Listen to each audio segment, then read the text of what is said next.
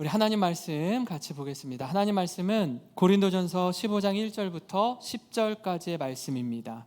고린도전서 15장 1절부터 10절입니다. 신약성경 281페이지에 있습니다. 저와 여러분이 한 절씩 교독하겠습니다. 형제들아, 내가 너희에게 전한 복음을 너희에게 알게 하노니 이는 너희가 받은 것이요 또 그 가운데 선 것이라.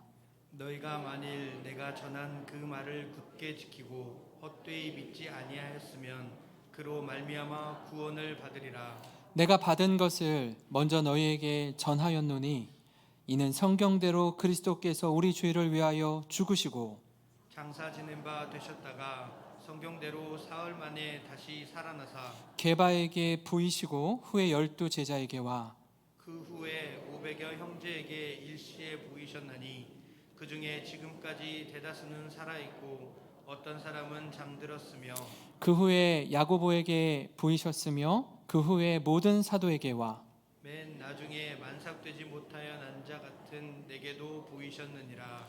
나는 사도 중에 가장 작은 자라. 나는 하나님의 교회를 박해하였으므로 사도라 칭함받기를 감당하지 못할 자니라.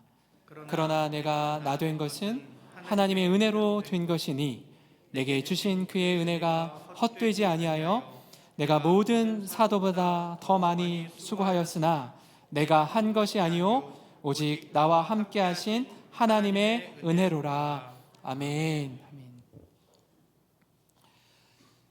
워렌 위어스비는 이 세상에 두 종류의 사람이 있다고 합니다. 하나는 온도계와 같은 사람이고요, 또 다른 하나는 온도 조절기와 같은 사람이라고 일컬었는데요, 온도계는 이 바깥 날씨와 상황을 정확하게 우리에게 알려주는 기능을 하죠. 그리고 온도 조절기는요, 날씨가 추우면 온도를 올리고 날씨가 더우면 온도를 내리는 기능을 합니다. 이 온도계를 통해서 온도를 확인하듯이 우리 자신이 처한 현실을 정확하게 아는 것은 너무나 중요합니다. 다만 그 현실을 있는 그대로 반영하기만 한다면 아마 우리는 넘어지고 실패하고 말 겁니다. 왜냐하면 어느 누구도 크고 작은 역경이 없는 인생은 없기 때문에 그렇습니다. 주위의 환경이나 상황에 영향을 받지 않고 삶의 일관성을 유지하면서 살아가는 사람이 바로 이 온도 조절기 같은 사람인데요, 바울은 빌립보서에서 이렇게 말합니다. 자신이 자족하는 법을 배웠다라고 말하고 있어요. 그래서 자족이란 뭐냐면 환경의 지배를 받지 않고 외적 상황에 관계없이 지내는 법, 이것을 말합니다. 사실 그가 이 빌립보 교회에 편지하고 있을 당시 머물러 있던 곳이 어디였냐면 로마의 감옥이었습니다. 차디찬 감옥 안에서 한 줄기 빛도 비춰지지 않는 그곳에서 그는 여전히 하나님을 찬양하며 노래하는데요, 빌립보서 4장 4절에 그가 이렇게 말합니다. 주 안에서 항상 기뻐하라. 내가 다시 말하노니 기뻐하라. 이렇게 빌립보 성도들에게 편지합니다. 여러분, 지금 그 바울의 상황을 보면요, 전혀 기뻐할 수 있는 처지가 아닙니다. 누가 누구 보고 기뻐하라고 하는지 모를 정도로 바울이 지금 옥중에 있으면서도 성도들을 향해 기뻐하라고 권면합니다. 그리고 앞에 보면 이렇게 이야기하는데요, 빌립보서 4장 11절부터 13절에 내가 궁핍함으로 말하는 것이 아니니라. 어떠한 형편에든지 나는 자족하기를 배웠노니 나는 비천에 처할 줄도 알고 풍부에 처할 줄도 알아. 모든 일 곧 배부름과 배고픔과 풍부와 궁핍에도 처할 줄 아는 일체의 비결을 배웠노라. 내게 능력 주시는 자 안에서 내가 모든 것을 할 수 있느니라. 이렇게 말씀합니다. 사실 바울은요, 그 누구보다 궁핍하고 누구보다 비천한 상황 가운데 있었습니다. 언제 자신의 목숨이 다할지 모르는 그런 위험천만한 가운데 있는 바울입니다. 근데 바울이 뭐라고 얘기하죠? 어떤 형편이든지 자족하기를 배웠다라고 말해요. 제가 여기서 눈에 들어온 한 단어가 뭐냐면 배웠다라는 거예요. 자족하는 것이요, 그냥 저절로 예수 믿으면 자동으로 이루어지는 게 아닙니다. 배워야 합니다. 믿음대로 살아내야 가능한 겁니다. 말로 다 할 수 없이 힘들고 어려운 중에 버티고 견디는 거예요. 이를 통해서 내가 믿는 하나님, 우리의 신앙의 본질이 좀 더 선명해지게 됩니다.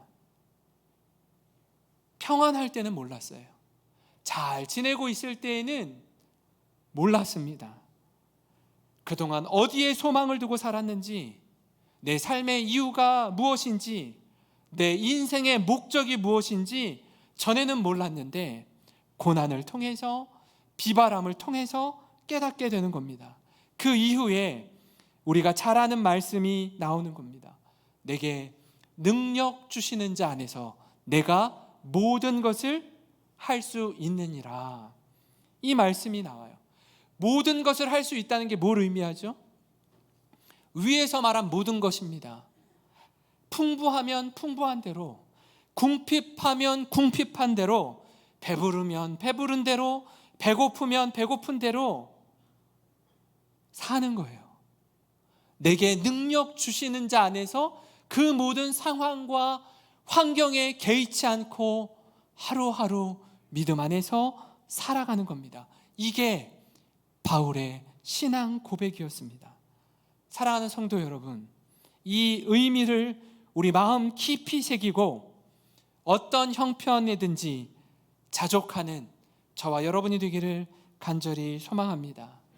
오늘 말씀에요, 바울의 그 12장부터 14장까지 기록한 성령 하나님께서 주시는 은사를 쭉 기록하면서 여러분들이 성령님께서 각 사람에게 주신 은사, 선물을 따라서 교회가 교회됨의 본질을 잘 지켜나가면 좋겠습니다.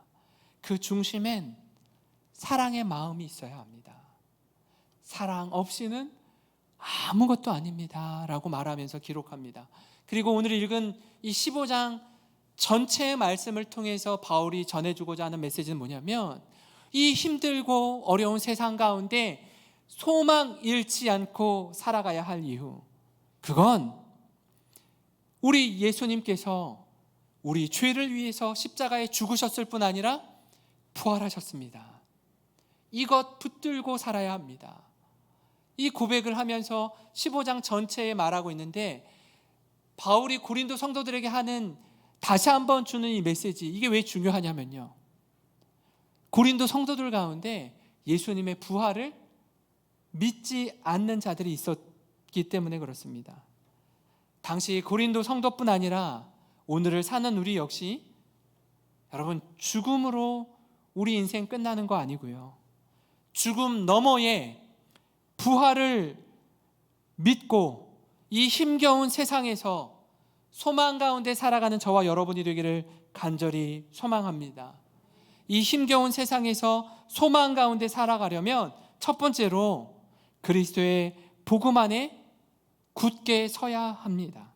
오늘 말씀 1절 2절을 보시면요, 형제들아 내가 너희에게 전한 복음을 너희에게 알게 하노니 이는 너희가 받은 것이요 또 그 가운데 선 것이라. 너희가 만일 내가 전한 그 말을 굳게 지키고 헛되이 믿지 아니하였으면 그로 말미암아 구원을 받으리라. 이렇게 말씀합니다. 여러분, 우리가 처음 신앙생활을 시작할 때 있지 않습니까? 처음에는요, 믿음이 뭔지, 예수 그리스도가 누구인지 알지 못한 채 인도한 사람의 손을 잡고 교회의 문턱만 밟고 다닙니다. 그러다가 복음이 내게 인격적으로 믿어지는 경험을 통해서 우리가 본격적인 신앙생활을 합니다. 이 거듭남의 경험은요, 평생에 잊지 못할 우리 신앙의 흔적으로 남습니다. 이 뜨거움이 있고 성령의 충만한 은혜를 경험하면 예배가 기다려지고 뜨겁게 기도하고 하나님의 말씀이 꿀송이보다 더 달게 느껴지고 어떤 말씀이든지 그것이 하나님의 말씀이면 내게 주시는 말씀으로 받습니다. 그러나 복음의 감격과 은혜 가운데 지내다가도 시간이 점점 흐르면서 이 은혜가 깊어지고 넓어지면 너무나 좋을 텐데 때로는 신앙에 낙심에 빠질 때도 있어요. 시간이 지나면서 마음이 식어지고 세상살이에 지치고 말씀과 점점 거리를 두고 하나님과도 멀어지는 그때 말입니다. 그렇기에 복음은요, 처음 신앙생활하는 분에게 뿐 아니라 오랜 동안 신앙생활을 한 우리들에게도 누구에게든지 필요한 생명의 말씀인 줄 믿습니다. 왜냐하면 고린도 교회에 다시 한번 복음을 전하는 이 바울의 편지를 통해서도 우리가 알 수 있는 것 아닙니까? 그들에게 다시 한번 복음이 무엇인지 생각나도록 하기 위해 편지하는 이 바울의 편지입니다. 우리에게 이 복음이 필요합니다. 예수 믿는 우리에게 시대를 막론하고 복음이 필요합니다. 복음이 우리를 새롭게 하고요, 복음이 우리를 살리기에 그렇습니다.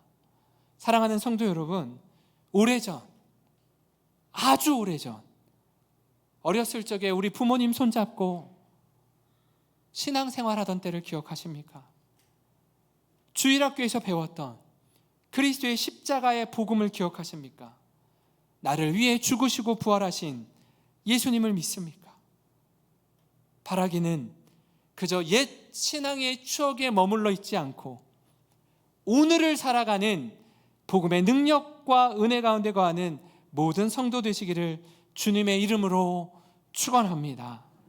그런가 하면 이 힘겨운 세상에서 소망 가운데 살기 위한 두 번째 말씀은 뭐냐면요, 나를 찾아오시는 부활의 주님을 기억해야 합니다.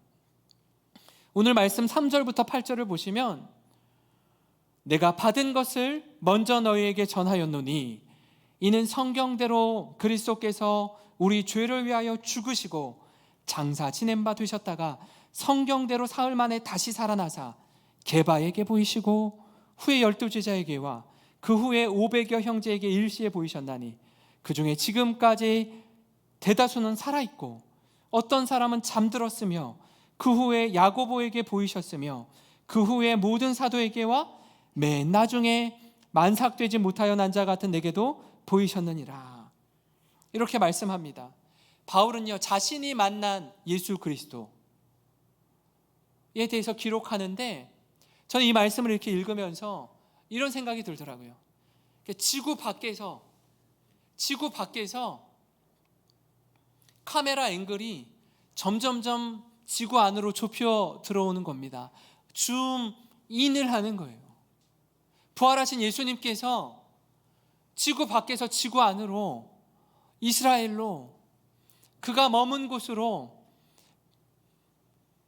베드로를 만나주시고 12제자를 만나주시고 500여 형제를 만나주신 후에 예수 믿는 그리스도인을 박해하고 있던 다메섹 도상의 그 여정 가운데 있었던 자신을 찾아와 만나주신 예수 그리스도,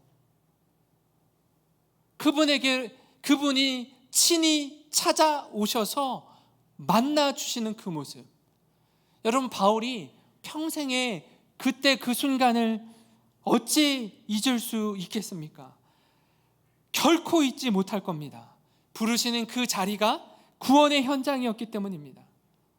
저는 이 하나님의 부르심, 예수 그리스도의 부르심을 보면서 참 그 부르심이 얼마나 놀라운지 깨닫게 되는데요, 우리 같으면 절대로 사용하지 않을 것 같은 바울, 그 사람을 부르셔서 주님의 종으로 세우십니다. 아니 어떻게 자기를 믿고 따르는 그리스도인을 그토록 심하게 박해하는 사람, 그 사람을 부르셔서 예수 그리스도의 사도로 삼습니까? 이게 가능합니까? 근데 우리 주님은요, 이 친구, 이 바울, 이 열심의 방향과 목적만 잘 잡아주면 누구보다도 나를 위해서 충성된 일꾼으로 살겠구나.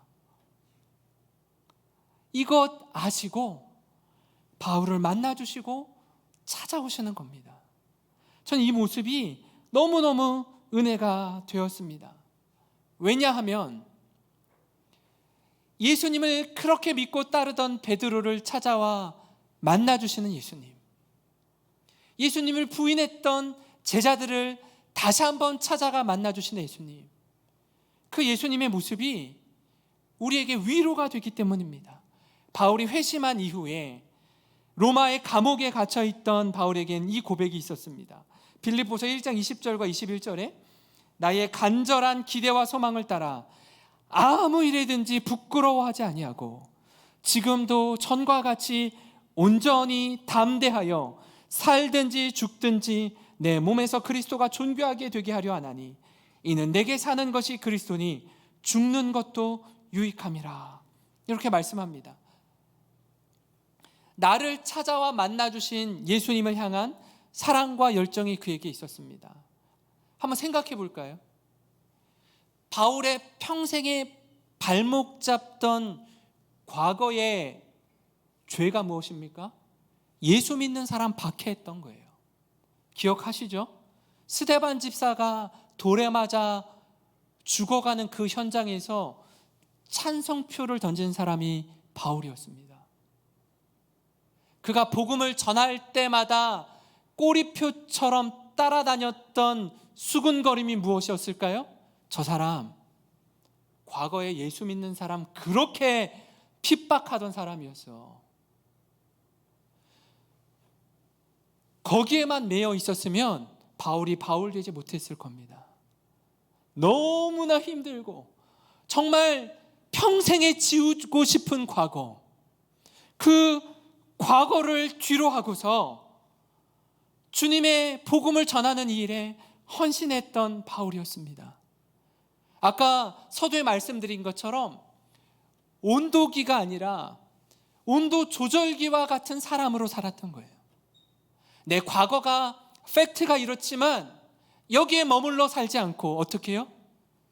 어떤 상황과 환경에서든지 그 어떤 얘기에 수군거림에 두려워하지 않고 주저하지 않고 내가 죽는 것마저 유익합니다 라는 신앙 고백으로 복음을 전했던 사람이 바울이었습니다.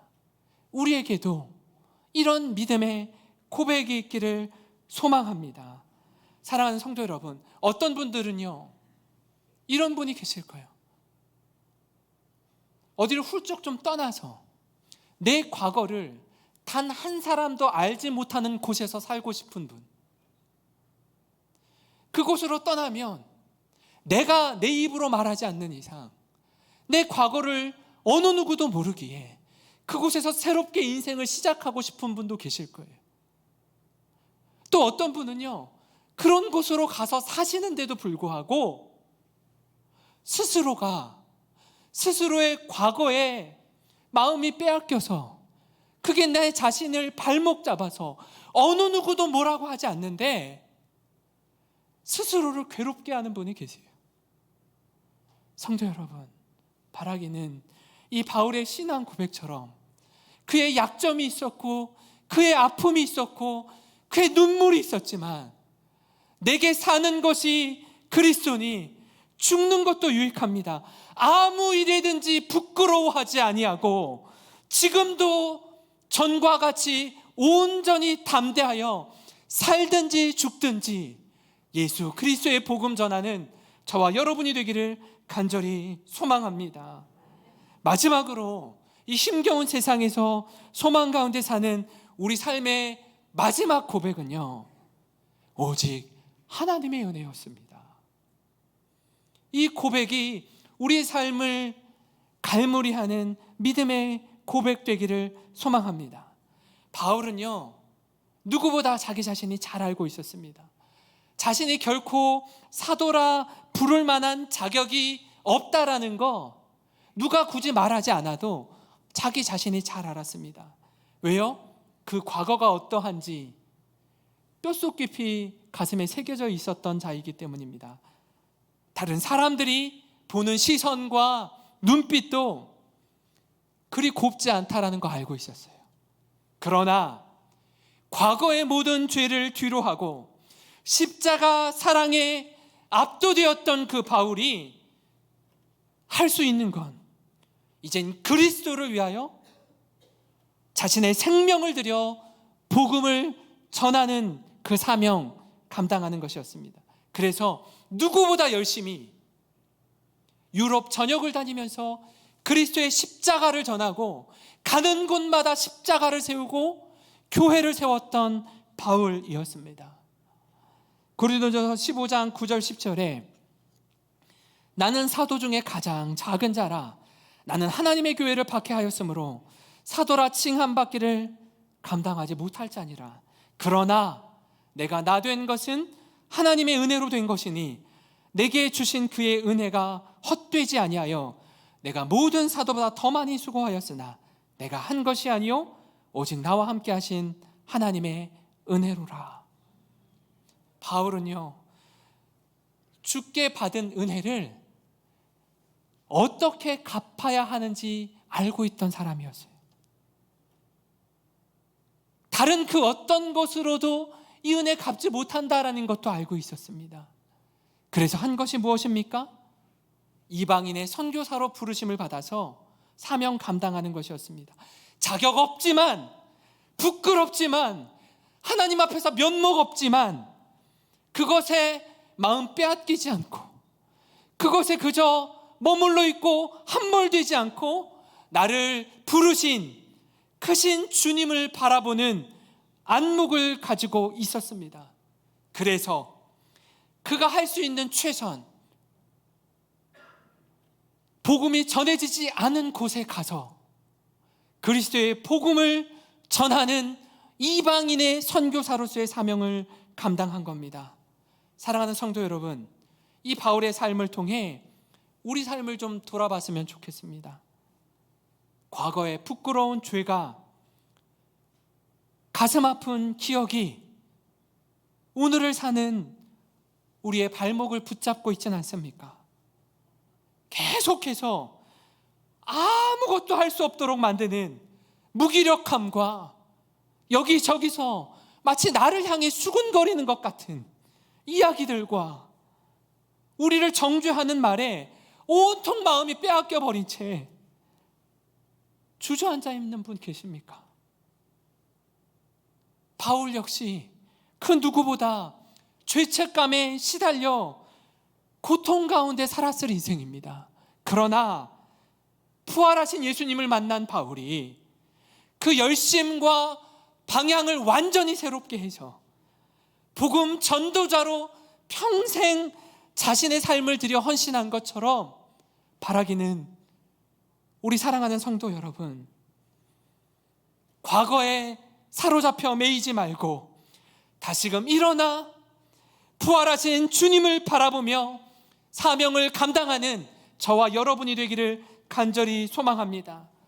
이게 그저 과거의 바울의 삶으로 제한되는 것 아니고요, 여기 계시는 성도 한 사람 한 사람, 나보다 나를 더 잘 아시는 예수 그리스도의 십자가로 나아갈 때에 죽음으로 끝이 아니라 사망 권세를 이기시고 부활하신 예수 그리스도, 그분의 은혜와 사랑을 충만히 누리며 예수님을 전하는 우리가 되기를 간절히 소망합니다.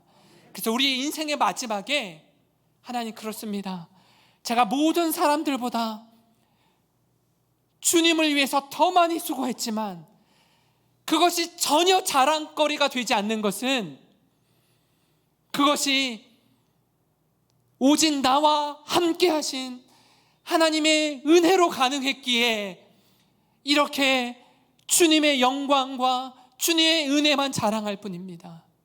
우리 평생의 자랑이요, 우리 평생의 믿음의 고백 단 한 가지, 오직 나와 함께 하신 하나님의 은혜였습니다. 이 은혜만을 자랑하고 고백하는 우리 모든 성도님 되시기를 주님의 이름으로 축원합니다.